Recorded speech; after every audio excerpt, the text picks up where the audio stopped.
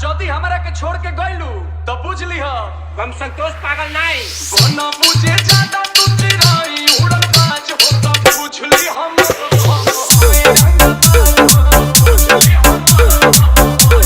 तू जानत हुआ कि हम ग्रेड ए पढ़ नहीं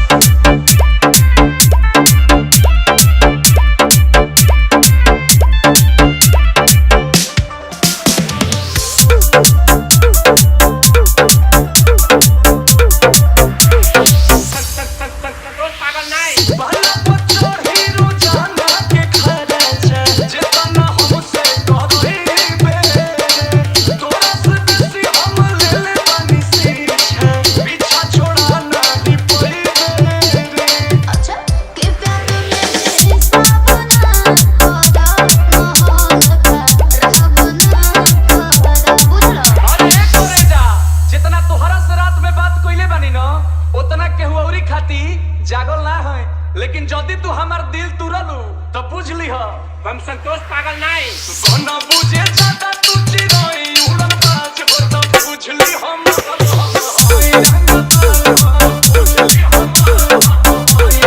मारम ना एक फट एक भाषा ना बोलबा कोनो विषय में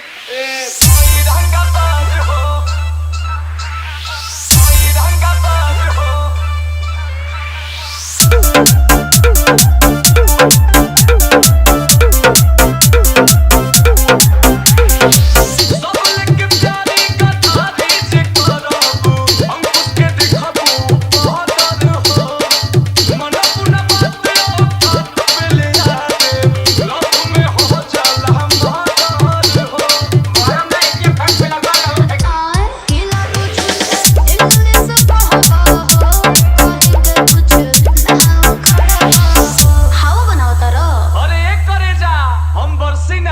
खाली गरजे वाला बादल ना होई आ जदि हमरा के छोड़ के गइलू तो बुझ ली हम संतोष पागल नहीं न बुझे ज्यादा तू चिराई उड़न बाज हो तो बुझ ली हम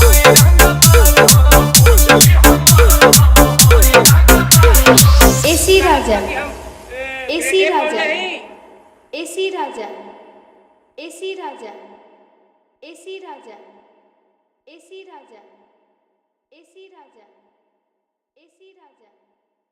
एसी राजा।